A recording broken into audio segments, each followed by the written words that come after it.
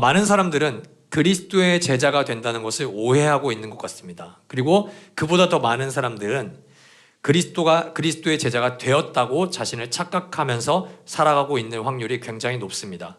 어쩌면 저와 여러분도 제가 지금 언급한 사람들 중에 있다고도 저는 생각을 합니다. 이런 현상이 발생하는 가장 큰 이유는 교회를 출석하는 것이 곧 그리스도의 제자가 되는 것이라고 해석하는 문화가 너무나 많은 교회에 당연하게 자리 잡고 있기 때문입니다. 일주일에 한 번 예배에 참석하는 것이 곧 그리스도의 제자가 되는 것이라고 해석하는 순간 그런 사람들이 많아지면 많아질수록 어느 순간부터 제자라는 단어를 그리스도인과 동일시하는 것이 아니라 성도 중에서 조금 더 교회에 헌신하는 사람들을 제자로 불러주는 문화가 교회에 어느 순간부터 자리 잡고 있는 것 같습니다. 그러나 성경은 단 한 번도 예수 그리스도를 믿는 사람과 예수 그리스도를 따르는 사람을 분리한 적이 없습니다. 예수 그리스도의 제자를 단순히 교회를 다니는 사람이라고 분리한 적도 없습니다. 영접 기도를 하는 정도, 그냥 어느 정도 내 시간의 일부와 돈의 일부를 체면치레상 교회를 위해 사용하는 사람들을 제자로 부른 적이 단 한 번도 없습니다. 오히려 성경은 그렇게만 생활하는 사람을 제자로 인정하지 않습니다. 심지어 성도라는 단어와 제자라는 단어를 신약 성경과 구약 성경에서도 분리한 적이 단 한 번도 없습니다. 그렇다면 성경에서 말하는 그리스도를 믿는 사람은 누구냐? 그리스도를 따르는 사람입니다. 믿는 것과 따르는 것은 절대로 다른 단어가 아닙니다. 이것은 동일한 단어입니다. 나는 이 정도만 하고 싶어요. 나는 내가 하고 싶은 정도, 내가 투자할 수 있는 정도만, 마치 동아리 활동을 하듯이 교회를 다니는 사람은 성경은 한 번도 성도로 그리고 그리스도의 제자로 인정하지 않습니다. 오늘은 우리가 일평생 그리스도의 제자로 살아가기 위해서 성경이 말하는 제자는 어떤 사람인가? 이것을 말하는 핵심 구절인 누가복음 9장 23절을 토대로 해서 우리의 삶을 다시금 점검할 수 있기를 소망합니다. 오늘 설교는 세 부분으로 진행할 겁니다. 아주 간단하게 진행할 겁니다. 나를 따라오려거든. 그리스도께서 제자로의 부르심이 뭔지를 먼저 보겠습니다. 두 번째, 자기를 부인하고 제자로 사는 방법이 무엇인지를 이야기하겠습니다. 그리고 마지막으로 날마다 자기 십자가를 지고 제자로 사는 삶의 행복 그리고 그 삶의 영광이 무엇인지를 살펴보고 설교를 마치도록 하겠습니다. 첫 번째입니다. 나를 따라오려거든. 오늘 우리가 읽은 본문은 그냥 갑자기 예수님이 나를 따라와 라고 하신 게 아닙니다. 여기에는 이제 사전적인 배경 지식이 하나가 있는데 사건이 하나 등장합니다. 그게 뭐냐? 사복음서 모든 복음서에 등장하는 오병이어 사건입니다. 뭔지는 여러분들이 아시는 분도 있고 모르시는 분도 있을 겁니다. 대충 이런 이야기죠. 보리떡 5개와 물고기 2마리로 장정 20살 이상의 청년만 5,000명이 먹고도 12광주리가 남았다. 그것을 오병이어라고 우리가 기재하고 있습니다. 가난하고 굶주림 속에서 살아가는 이들이 정말 수많은 사람들이 몰려왔고 이 모든 사람들이 배부름을 체험하는 혁명적인 사건이죠. 그래서 이 모든 5,000명이 넘는 무리의 사람들은 어떤 생각을 하냐? 이 사람이 우리의 왕이 됐으면 좋겠다. 이 사람을 왕으로 세우자. 이 사람을 우리의 대통령으로 세우면 우리는 일평생 배고픔과 가난과 굶주림의 걱정을 피하면서 살 수 있을 것 같다. 그러니까 이제 예수 그리스도를 왕으로 섭외하려고 합니다. 우리의 혁명가가 되어 주십시오. 로마의 압제에서 벗어나 우리를 가난에서 탈출하는 우리의 소망과 우리의 소원을 이루어줄 메시아로서 우리와 함께 해주십시오. 근데요, 예수 그리스도께서 사람들이 그토록 원한다면 그래요, 이제 내가 여러분과 함께 하려고 왔습니다. 이제 내가 여러분의 왕이 되겠습니다. 이러면 좋을 텐데 예수 그리스도께서 이들을 피하십니다. 사복음서의 내용을 종합해보면 예수님께서 이들을 피하시고 떠나시고 한적한 곳으로 기도하려 나아가십니다. 그리고 기도하고 나서 제자들에게 물어보십니다. 사람들이 나를 누구라고 하냐? 사람들이 나를 뭐라고 소개하든. 그러니까 제자들의 반응은 이제 제자들이 사람들을 관찰한 결과 사람들이 이런 얘기를 합니다. 와, 세례 요한이다. 와, 하늘에서 불을 떨어뜨려서 850대 1을 승리한 엘리야다. 와, 이 사람은 구약에서 나타났던 우리에게 마치 우리의 신드롬을 일으켰던 혁명과 선지자와 같은 사람들이다. 우리의 영웅과 같은 사람들이다. 예수님을 영웅이라고 소개합니다. 근데 이 사람들은 예수님이 어떤 분인지에 대해 관심이 있는 게 아니라 자기가 생각했을 때 가장 좋은 메시아는 어떤 메시아인지 그들이 원하는 상을 예수님께 입힌 것일 뿐이었습니다. 그래서 자기의 만족, 자기의 소원을 성취하기 위한 마치 요술램프와 같은 존재로 예수님을 그들은 소개하자 예수님이 제자들에게 다시 한번 물어봅니다. 너희는 나를 누구라고 하느냐? 사람들이 봤을 때 나는 영웅이고 사람들이 봤을 때 나는 혁명가인데 너희가 봤을 때 나는 누구냐? 그때 베드로가 이야기합니다. 하나님의 그리스도이십니다. 다른 본문은 이 본문은 이렇게 해석하죠. 주는 그리스도시요 살아계신 하나님의 아들이니이다. 그러자 예수님이 베드로에게 칭찬을 하시면서 이거 너가 생각할 수 있는 게 아니다. 이거는 너의 안에 있는 성령께서 너의 입술을 통해 고백하게 하신 것이다. 여러분, 우리는 어떻습니까? 여러분에게 예수는 누구십니까? 라고 물어보면 여러분은 예수를 누구라고 고백하실 겁니까? 여러분 예수라는 존재를 어떻게 여기며 살아가고 계십니까? 저는 여러분에게 곧 시작되는 한 해 여러분이 처음으로 한번 읽었으면 좋겠는 책을 여러분께 한번 소개시켜드리고 싶습니다. 바로 카일 아이들먼이 쓴 팬인가 제자인가 라는 책입니다. 여러분이 2026년이 시작되면 이 책을 모두 한 번쯤 정독하고 시작했으면 좋겠습니다. 이 책은 베스트셀러를 넘어서 어쩌면 기독교의 스테디셀러처럼 지금도 계속해서 수많은 목사님들의 설교에 인용되고 있는 책입니다. 이 카일 아이들먼 목사는 이 책을 읽는 모두에게 그리고 교회를 다니는 모든 그리스도인들에게 당신이 사실 예수를 그리스도로 믿지 않고 있을 확률, 조금 더 노골적으로 말하자면 교회를 다니고 있지만 저와 여러분이 하나님을 주인으로 섬기지 않고 있을 확률이 매우 높다고 경고하고 있습니다. 그는 여러 가지 질문을 통해서 우리의 믿음이 정말 하나님의 아들 예수를 그리스도로 믿는 믿음인지를 이제 마치 깔때기에 투과시키는 것처럼 한번 이제 테스트를 하는데 몇 가지 좋은 질문이 있지만 가장 여러분에게 질문하고 싶은 질문을 책에서 한번 가져와 봤습니다. 이 사람은 예수 그리스도를 그냥 환호성, 와 좋아요, 우리의 영웅이 되어주세요 하는 팬과 그를 실제로 따르는 제자를 이렇게 구분합니다. 지식인가? 친밀함인가? 하나님에 관해서 아는 것인가? 아니면 하나님을 실제적으로 아는 것인가? 오랜 시간 동안 교회를 다니는 사람들의 가장 고질적인 문제는 일주일에 한 번 정도 예배에 참석해서 기도하고 찬양하고 헌금을 드리고 교회에 봉사하는 것 정도를 하나님을 아는 것이라고 착각하는 겁니다. 여러분에게 한번 물어보고 싶습니다. 예수 그리스도는 누구이십니까? 그러면 대부분 모든 사람들은 이제 소그룹에서 목사 혹은 성도가 예수님은 누구십니까? 라고 질문하면 분위기가 어떻게 되냐면 싸해집니다. 뭘 그런 걸 물어보세요. 뭘 그런 걸 물어보세요. 우리 다 알잖아요. 그리고 대부분 이렇게 고백하죠. 예수님은 우리를 사랑하는 분입니다. 그리고 예수님은 우리를 위해 십자가에서 못 박혀 죽으신 분입니다. 이것 말고는 사실 할 이야기가 거의 없어집니다. 그렇다면 목사님, 성경 공부를 많이 하라는 이야기입니까? 네, 맞습니다. 그러나 아니기도 합니다. 성경 공부를 하는 것이 예수 그리스도와 친밀해지는 것을 보장하지 않는 경우도 굉장히 많습니다. 사복음서에는 바리새인이라고 불리는 종교 지도자들이 등장합니다. 이들은 하나님에 관한 지식을 모르는 게 없을 정도로 굉장히 해박한 종교적 지식을 갖고 있던 사람들입니다. 그래서 오늘날 우리가 가끔 교회 보면 성경 골든벨이라는 걸 하잖아요. 이 사람들을 앞에 두고 성경 골든벨을 했다면 이 사람들은 최후의 1인까지 살아남는 정도가 아니라 모든 문제를 다 맞추는 사람들입니다. 왜냐하면 이 사람들은 모세오경을 암송하는 사람들이죠. 그리고 613가지의 율법을 다 지키려고 애쓰는 사람들입니다. 하나님에 관해서는 모르는 게 없는 사람들이 바로 종교 지도자들이었습니다. 어쩌면 저 같은 목사일 수도 있습니다. 근데 그런 사람들을 마태복음 15장 8절에서 예수님이 이렇게 표현합니다. 다 같이 읽겠습니다. 시작. 이 백성이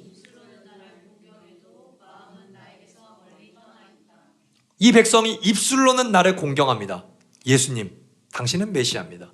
나는 하나님에 대해서 잘 알고 있습니다. 근데 마음으로는 나를 멀리 떠나 있다고요. 이 사람들보다 성경 공부를 열심히 공부한 사람은 없습니다. 이 사람들은 구약을 전부 다 꿰고 있습니다. 이 사람들이 안식일을 어겼을까요? 아니요. 이 사람들은 예배 지각 안 합니다. 주일 성수를 빠지지 않습니다. 여러분, 이 사람들은 11조를 안 했을까요? 이 사람들은 11조를 빼먹지 않습니다. 그럼에도 불구하고 예수님은 이 사람들을 하나님과 친밀하지 않은 사람, 마음은 나에게서 멀리 떠나 있는 사람이라고 정의하십니다. 여러분, 나를 따라오려거든 이라는 이 그리스도의 초대는 지적으로 예수님을 아는 게 절대 아닙니다. 여기 중에 누가 예수님을 모릅니까? 물론 우리는 예수님을 육신으로 만난 적은 없죠. 그러나 예수 그리스도가 누군지 우리 여기 계신 분들 중에 모르는 사람은 없습니다.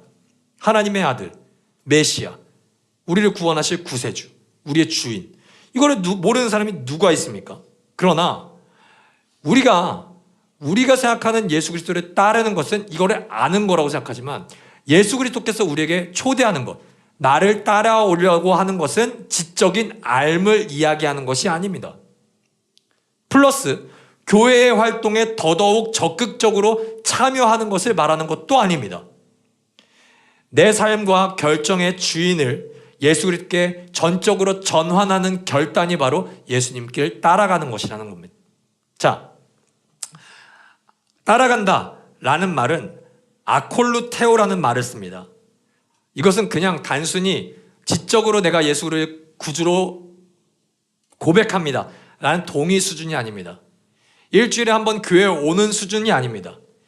예수 그리스도를 따르기 위해 이전의 삶의 방식을 모두 내려놓고 따르는 급진적인 헌신을 뜻하는 단어가 바로 예수님이 우리에게 나를 따라오려거든 이라고 초청하는 말입니다. 여기에서 우리는 종종 이런 질문을 던집니다. 목사님, 저는 아직 그리스도를 따라가기에는 아직 부족한 사람입니다. 목사님, 저는 그렇게 믿음이 뛰어난 사람이 아닙니다. 저는 그렇게 교회를 위해서, 그리스도를 위해서 헌신하기에 능력이 많은 사람이 아닙니다. 여러분, 그렇지 않습니다. 우리는 늘 우리가 부족한 사람이라고 거짓된 겸손으로 우리를 포장해서 헌신하지 않으려는 습성이 있습니다. 목사님, 저는 아직 부족해요. 저는 신앙생활하는 게 오래되지 않았어요. 저는 달란트가 없어요. 그렇지 않습니다. 여러분, 구약과 신약을 통틀어서 하나님이 부르신 사람들, 예수 그리스도께서 제자로 초청한 사람들 중에 능력 있는 사람들은 단 한 사람도 없었습니다. 신약 성경을 예로 들어볼까요? 베드로는 뭐 하던 사람입니까? 배 타던 사람입니다. 고기 잡는 사람이었습니다. 그는 혈기밖에 가진 게 없었습니다. 바디메오라는 사람은 어땠습니까? 그는 거지와 동시에 그는 눈이 안 보이는 소경이었습니다. 그는 갖고 있는 게 겉옷 한 벌밖에 없는 사람이었죠. 아브라함은 어땠습니까? 아브라함은 자기가 어디로 갈지도 모르는 사람입니다. 이 모든 사람들은 예수 그리스도께서 평가하시기에, 그리고 우리도 평가하기에 능력이 전혀 없는 사람입니다. 가진 게 없는 사람입니다. 그러나 예수 그리스도께서 딱 한마디를 하십니다. 나를 따르라. 아브라함은 어땠습니까? 내가 보여줄 땅으로 가라. 내가 지시하는 땅으로 가라. 이 모든 제가 열거한 사람들의 반응은 어땠습니까? 모든 것을 버려두고 떠납니다. 고향을 버립니다. 그물을 버립니다. 거지에게 추위를 이길 수밖에 없는 딱 한 가지 재산인 겉옷을 버려두고 떠납니다. 왜냐? 예수 그리스도께서 부르셨기 때문입니다. 그들은 노력이나 능력으로 그리스도를 따라간 사람들이 아니었습니다. 그들은 뭘로 그리스도를 따라가죠? 순종으로 따라간 사람들이었습니다. 매일의 부르심에 순종하여 한 걸음 한 걸음 걷는 이들을 하나님께서 제자로 빚어가십니다. 여러분, 우리가 착각하는 게 있습니다. 내 노력으로, 내 결단으로 내가 제자로 노력해야지. 그렇지 않습니다. 저와 여러분의 지금 모습을 보고 이전의 모습을 봐도 우리의 모습 가운데는 제자스러운 모습은 그렇게 많지 않습니다. 그러나 우리가 나 원래 이렇게 살았어, 난 어쩔 수 없는 존재야, 이렇게 나 자신을 정의하는 게 아니라, 그래, 그럼에도 불구하고 오늘 나를 제자로 부르시는 그리스도 앞에 내가 할 수 있는 최선의 헌신과 결단을 하나님께 드려보자. 이렇게 한 걸음 한 걸음 걸어가는 사람들이 시간이 지나면 그리스도의 제자로 하나님께서 빚어가십니다. 이것을 결단하지 않고 목사님 저는 내버려 주세요. 저는 제가 하고 싶은 신앙생활을 하고 싶도록 그냥 좀 내버려 주세요. 이 사람들은 절대 제자로서 변화되지 않습니다. 사랑하는 성도 여러분, 예수 그리스도를 주로 고백하는 성도, 그리스도를 따라가는 제자들에게 나타나는 현상을 데이비드 플랫이라는 목사님이 레디컬이라는 책에서 이렇게 이야기합니다. 은혜를 입은 이들은 난생 처음 하나님을 원하게 된다. 주님이 필요함을 절감하고 그분을 사랑한다. 그리스도를 쫓아가려고 안간힘을 쓰고 결국 찾아낸다. 죄를 용서하시거나 하늘나라에서 영원히 살게 되리라는 확신을 주는 것만이 아니라 하나님을 아는 것이 구원의 목적임을 깨닫게 한다. 사모하는 마음이 간절해져서 가진 것을 다 포기하고라도 주님을 경험하고 싶어 한다. 복음에 드러난 하나님의 계시에 대해 인간이 보일 수 있는 적절한 반응은 이것이 유일하다. 이것이 없다면 여러분 그리스도인 아닙니다. 목사님 너무 단호하게 얘기하는 거 아닙니까? 단호하게 얘기할 수 있습니다. 이것이 없다면 그리스도인 아닙니다. 하나님을 열망하는 마음 없다면 그리스도인 아닙니다. 하나님 때문에 내가 갖고 있는 것들을 포기하고 그리스도를 따라가고 싶은 마음이 없다. 그리스도인 아닙니다. 그리스도를 좋아하는 사람은 될 수 있습니다. 그리스도의 팬은 될 수 있습니다. 그리스도를 향해서 박수하고 찬송하고 기도하고 헌금도 할 수 있습니다. 그러나 그리스도인 아닙니다. 여러분 기억하십시오. 사모하는 마음이 간절해져서 가진 것을 다 포기하고서라도 주님을 경험하고 싶은 사람이 제자입니다. 그 사람을 성경은 그리스도인이라고 이야기합니다. 목사님 나는 그렇지 않은데요. 그래서 제가 설교 때마다 말하지 않습니까? 그리스도께 나오십시오. 저는요 오늘 설교뿐만 아니라 2025년 1월 첫 주부터 52주의 설교 그리고 송구영신 예배까지 저는 여러분들이 저를 비롯해서 설교할 때마다 늘 불신자가 있다는 가정으로 설교문을 준비합니다. 여러분 은혜를 입으십시오. 은혜 앞으로 나아가십시오. 예수 그리스도께서 나를 따라오려거든 그 말은 은혜 앞으로 나아오라는 초청입니다. 세상에서 주는 달콤한 은혜들을 뒤로하고 십자가의 은혜로 나아갈 때 우리는 그리스도인으로 되어갈 수가 있다는 말입니다. 그렇다면 그리스도를 따라 제자로 살아가는 것은 어떻게 실천하고 우리 삶 속에서 확인할 수 있냐? 두 번째입니다. 자기를 부인하고. 이 말이 내가 진짜 그리스도인인지 제자인지를 맞냐 아니냐를 평가할 수 있는 가장 시금석 같은 문장입니다. 우리가 살아가는 문화에서 우리를 끊임없이 부추기는 문장이 뭔지 아십니까? 너 자신을 개발해. 자아를 실현해. 이게 세상에서 우리에게 끊임없이 말하는 슬로건입니다. 세상은 계속해서 너 자신을 찾으라 이렇게 말합니다. 근데 기독교는 그렇지 않습니다. 성경은 정반대로 이야기합니다. 예수님은 뭐라고 얘기하죠? 자신을 부인해라. 이렇게 명령하십니다. 여기서 우리가 제일 많이 오해하는 게 있습니다. 그게 뭐냐? 자기 부인을 금욕으로 생각합니다. 나는 이제 예수님 믿고 따르니까 나는 이제 강요된 청비남으로 살아가야 돼. 나는 이제 진짜 재산을 소유하면 안 돼. 나는 무소유로 살아가야 돼. 여러분 예수 그리스도를 믿는 그리스도인들은 금욕주의로 살아가는 것이 아닙니다. 금욕주의와 기독교는 전혀 다릅니다. 그리고 예수 그리스도를 주로 고백하는 사람들은 자기 수양을 이야기하는 것도 아닙니다. 여러분 부인하다라는 말 아르네오마이는 이런 뜻입니다. 자신의 권리를 주장하지 않고 주인을 우선시하면서 따르는 것. 다시 한번 읽어볼게요. 시작. 자신의 권리를 주장하지 않고 주인을 우선시하면서 따르는 것. 이것이 바로 자기를 부인하는 겁니다. 목사님, 저는 예수님을 우선시하고 따른다고 생각하는데요. 대부분 그렇게 생각합니다. 심지어 예수님이 살아계셨을 당시에도 그를 따르는 사람들의 모습은 비슷했습니다. 예수님이 가시는 곳마다 두 종류의 사람들이 있었습니다. 첫 번째, 무리. 이것이 바로 카일 아이들머니 말하는 팬입니다. 두 번째, 제자. 여러분, 예수님 주변에 있는 것은 똑같습니다. 그런데 팬들은 자기 자신을 위해서 예수 그리스도를 따릅니다. 예수님을 따르는 제자들도 처음에는 자기 자신을 위해서 예수님을 따라갑니다. 그래서 그들이 하는 질문이 뭡니까? 예수님, 우리가 천국에 있을 때 누가 오른쪽에 있고 왼쪽에 있어요?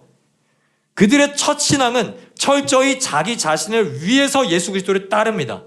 그런데 십자가를 직면하자 그들은 예수 그리스도를 위해서 자신을 포기하고 내려놓고 따라가기 시작합니다. 예수 그리스도의 팬들은 자기가 주인입니다.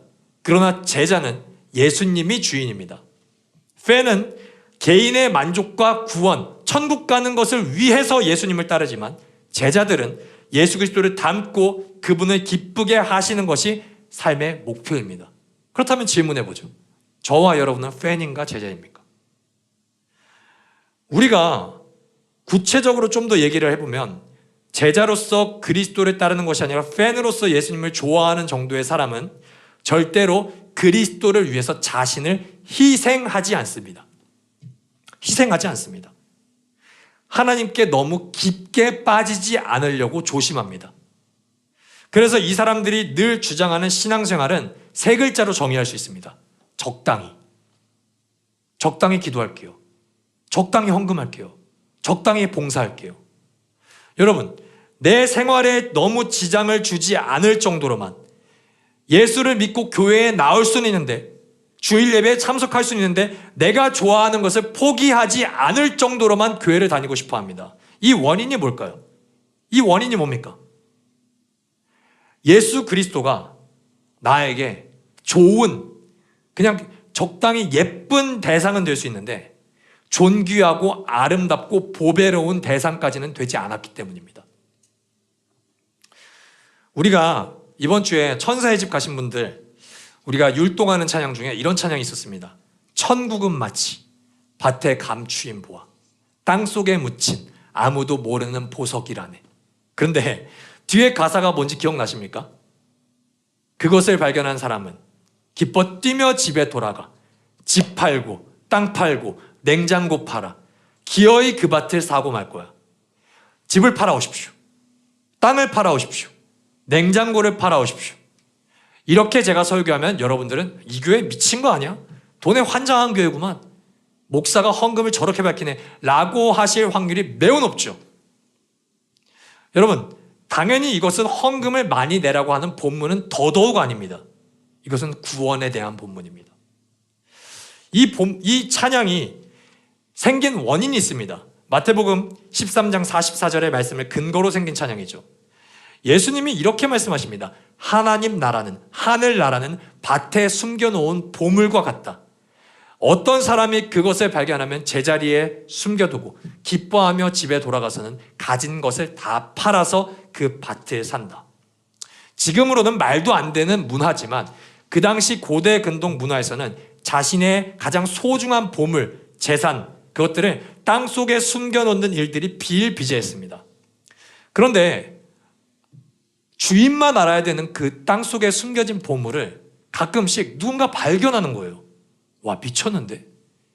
여기에 지금 내 인생에 가진 재산의 전부를 들여도 구할 수 없는 보물들이 있다. 그러면 그 사람들은 어떻게 합니까? 이 땅을 살려고 합니다. 땅 주인은 어떻게 하죠? 이걸 왜 이 값 주고 삽니까? 이거 그 정도 값이 아니에요. 이거 미쳤다고 이 돈 주고 사요? 아유, 다시 한번 생각해봐요. 다시 한번 생각해 보라고 했을 때 무슨 생각을 할까요? 이 사람이 지금 가격이 마음에 안 드나? 더 갖다 줘야 되냐? 이 사람은 지금 가진 모든 것을 되팔아서 전 재산을 팔아서라도 이 땅을 갖고 싶습니다. 왜일까요? 내가 가진 전 재산보다 더 보배롭고 더 가치 있는 것이 이 땅 속에 묻혀 있기 때문입니다. 저는 오늘 우리가 첫 번째로 부인해야 되는 마음이 바로 적당이라는 신앙생활입니다. 사람들이 신앙생활을 적당히 하고 싶어 합니다. 목사님, 이 시간까지는 건드리지 마세요. 내가 원하는 만큼만 참여하게 해주세요. 목사님, 11조까지 나한테 얘기하지 마세요. 목사님, 봉사까지는 나한테 이야기하지 마세요. 내가 예배 출석해 드릴게요. 그런데 나한테 그 이상은 요구하지 마세요. 내가 하고 싶은 것을 다 하고 남는 시간에 교회 오게 해주세요. 내가 사고 싶은 것을 다 사고 남는 돈만 헌금하게 해주세요.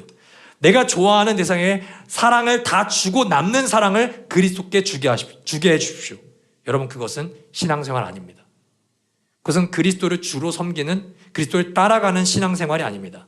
그렇게 신앙생활을 예수 그리스도를 따라가는 거라고 착각하면서 하면 할수록 우리는 바리새인과 같이 종교인으로 변질될 겁니다. 제가 장담합니다. 그렇게 신앙생활을 하는 사람들, 저일 수도 있고 여러분일 수도 있습니다. 그 시간이 오래되면 오래될수록 예수 그리스도에 대한 감동이 사라집니다. 감격 사라지죠. 그 사람들이 드리는 예배에 무슨 감격이 있습니까? 그냥 할 수 있는 만큼만 하는 예배에는 감격이 없습니다. 자신의 가치를 그리스도께 쏟아내지 않는 예배는 감동도 없고 감격도 없습니다. 그 예배는 점차 여러분들의 영혼을 병들게 할 겁니다. 그리고 저는 자신 있게 이야기할 수 있습니다. 그 사람이 그리스도의 심판대 앞에 섰을 때 그리스도께서 그를 모른다고 하실 위험성도 분명히 존재합니다. 그것은 성경이 우리에게 증언하는 말입니다. 우리가 또 부인해야 되는 것이 한 가지가 더 있습니다. 정말 많고 많지만 우리가 이것을 부인해야 된다는 생각을 잘 하지 않는 게 있습니다. 그것은 뭐냐? 우리들의 선행입니다. 목사님, 우리의 죄를 부인하라는 것은 내가 동의가 됩니다.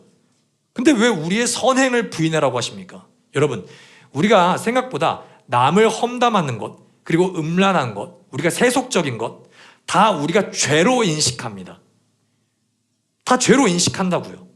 그런데 우리의 선행을 죄로 인식하지 않을 때가 굉장히 많습니다. 자, 12월입니다.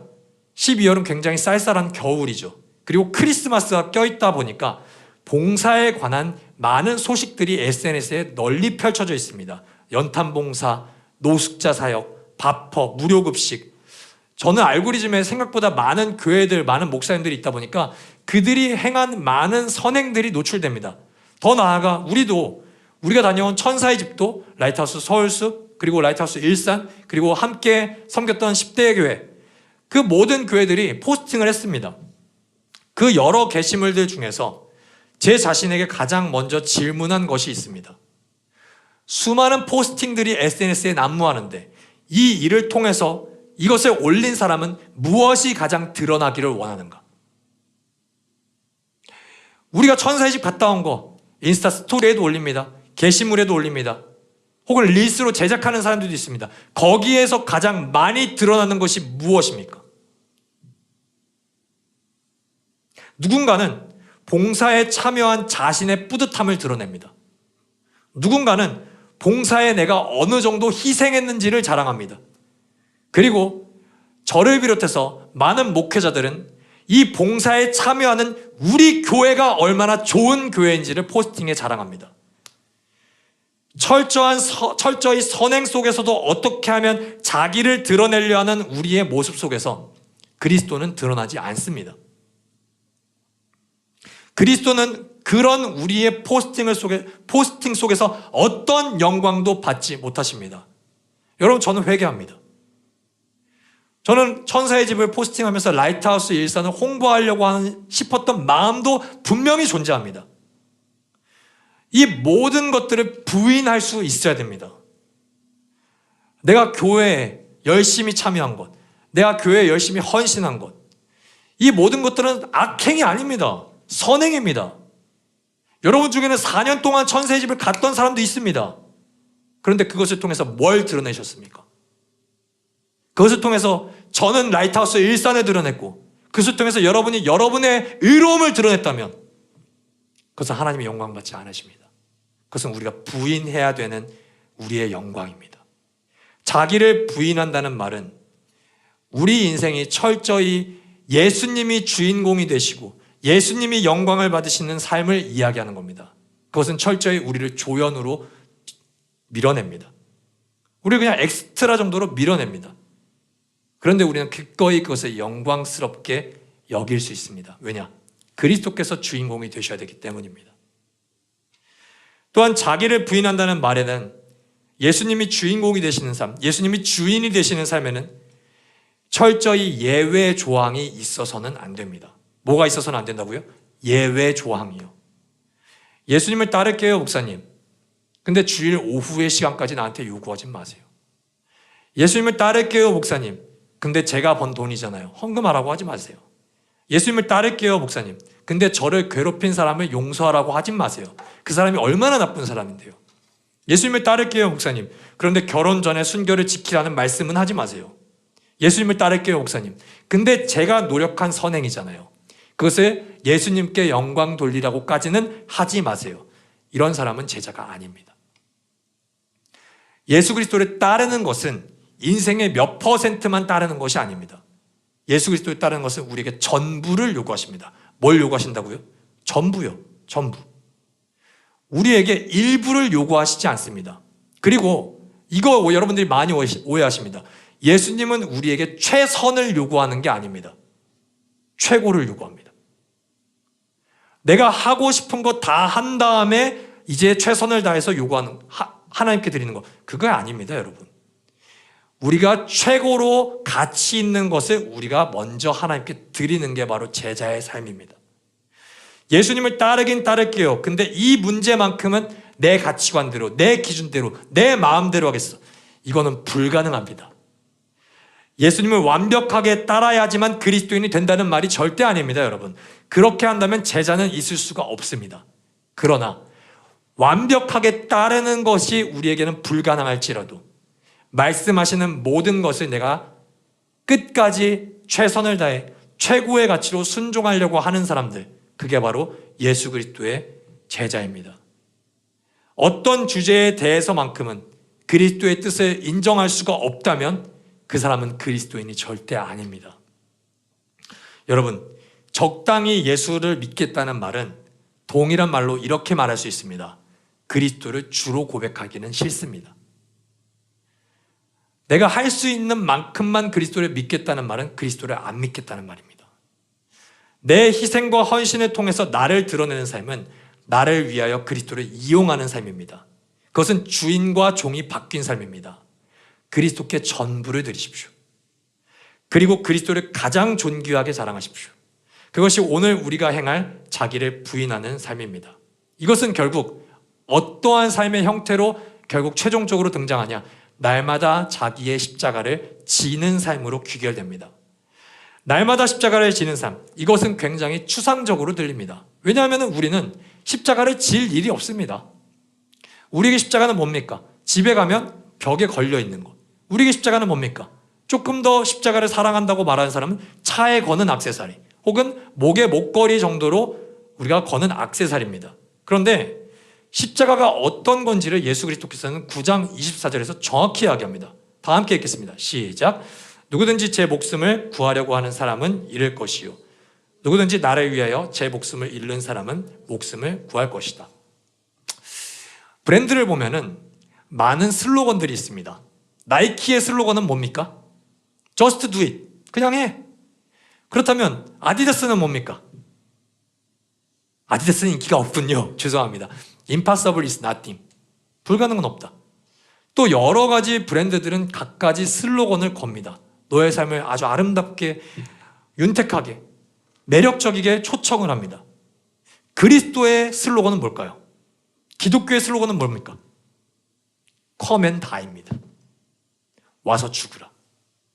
이런 슬로건을 내거는 집단은 이 세상에서 기독교밖에 없습니다. 이런 슬로건을 자신감 있게 선포하는 집단은 예수 그리스도밖에 없습니다. Come and die 뭡니까? 와서 죽으라. 여러분, 십자가는요, 우리에게 뭘까요? 우리에게 십자가는 뭐를 이야기합니까? 우리에게 십자가는 그리스도의 사랑을 이야기하는 가장 아름다운 액세서리지만 그 당시에 십자가를 진다는 것은 가장 끔찍한 죄인들만 죽는 사형틀이었습니다. 뭐라고요? 사형틀. 이 시간 우리에게 만약에 단두대의 액세서리를 목에 걸고 다니는 사람은 굉장히 흉측할 겁니다. 아니면은 오늘부터 길거리 다닐 때 전기 의자를 갖고 다니십시오 라고 할 때 갖고 다니는 사람은 아무도 없을 겁니다. 그것은 사람이 죽는 끔찍한 사형도구이기 때문입니다. 여러분, 그렇다면 왜 예수님은 우리에게 불가능은 없어, 그냥 해, 행복하게 살아, 누리면서 살아, 아니면 노력해, 이런 슬로건이 아니라 이런 좋은 말들을 다 놔두고 와서 죽어라, 이런 말씀을 하시는 걸까요? 그 이유를 성경에서 한 군데서 찾을 수가 있습니다. 고린도전서 1장 18절을 우리가 다 같이 한번 보도록 하겠습니다. 한번 읽어봅시다. 시작. 십자가의 말씀이 멸망할 자들에게는 어리석은 것이지만 구원을 받은 사람인 우리에게는 하나님의 능력입니다. 여러분, 십자가는 다른 사람들이 보면 바보입니다. 기독교는 다른 사람들이 보면 어리석은 집단입니다. 끊임없이 이 자본주의 사회 속에서 돈을 모아도 부족할 판에 재테크를 하고 해도 언제 자가를 이루지 못하는 세상 속에서 기독교는 뭐라고 합니까? 끊임없이 남을 위하여 물질을 흘려보내라고 합니다. 내 시간을 어떻게 하려면 확보하려고 하는 세상 속에서 끊임없이 그리스도를 위해서 기도하고 말씀을 읽고 헌신하라고 합니다. 여러분, 이것만큼 바보 같은 집단이 어디 있습니까? 끊임없이 자아의 욕망을 실현하라고 부추기는 세상 속에서 자아를 십자가에 못 박으라고 명령합니다. 이건 매력이 없어 보입니다. 누구한테요? 비그리스도인들한테요. 그리스도를 주로 고백하지 않는 사람들에게는 이거는 고행입니다. 이것은 고난입니다. 이것은 손해입니다. 그러나 세상을 향한 우리의 욕망이 십자가 앞에서 죽으면 죽을수록 드러나는 것이 있습니다. 바로 우리를 향한 그리스도의 사랑입니다. 그리스도의 사랑을 우리가 십자가에서 직면하면 직면할수록 우리는 놀랍게도 세상 속에서 우리가 남들에게 재산을 주고 세상 속에서 나를 자랑하지 않고 그리스도를 자랑하는데 내가 어느 순간에도 드러나지 않음에도 불구하고 우리는 패배감을 느끼지 않습니다. 우리는 오히려 가장 영광스러운 승리감에 빠져 살게 됩니다. 여러분, 이것을 혹시 경험해 보신 적 있습니까? 그리스도의 십자가를 날마다 묵상하며 그리스도를 사랑하며 그리스도를 따라 살아가면 살아갈수록 우리는 예수님이 주인 되신 삶, 그리스도를 따라가는 제자의 삶이 어떤 게 행복인지를 정확하고 선명하게 우리가 정의하게 됩니다. 여러분, 십자가는 예수 그리스도를 경멸하는 사람들에게는 패배의 상징입니다. 그것은 죽음의 상징이죠. 그러나 그리스도인들에게는 승리의 상징입니다. 죄책감을 상징하는 십자가는 그리스도인에게는 뭐의 상징입니까? 은혜의 상징입니다. 유죄를 상징하는 십자가는 그리스도인에게 이제 비로소 자유로움의 시작이 되는 상징입니다. 고난과 고통을 상징하는 십자가는 그리스도인에게 모든 것을 치유할 수 있고 모든 절망 속에서 소망을 꿈꿀 수 있는 상징이 됩니다. 그리고 마지막으로 죽음을 상징하는 십자가는 그리스도인에게 무엇의 시작을 알리는 상징이죠. 새로운 생명의 시작을 알리는 상징이 바로 예수 그리스도의 십자가입니다. 그리스도인에게 십자가는 흉측한 것이 아닙니다. 그리스도인의 십자가는 고난이 아닙니다. 고난으로 표현할 수 있습니다. 그러나 그 고난은 우리에게 고행이 아니라 반드시 영광스러운 삶을 우리에게 선물합니다. 그리스도를 따름으로부터 오는 행복은 우리가 예수 그리스도를 믿음으로 더 잘 살게 되는 것으로 오는 것이 아닙니다. 우리가 정말 그리스도를 닮아가고자 노력하고 애쓰고 따라간다면 여러분들은 사람들로부터 반드시 이 질문을 받게 됩니다. 너 왜 그렇게 살아? 너 왜 그렇게 살아? 너 바보 아니야?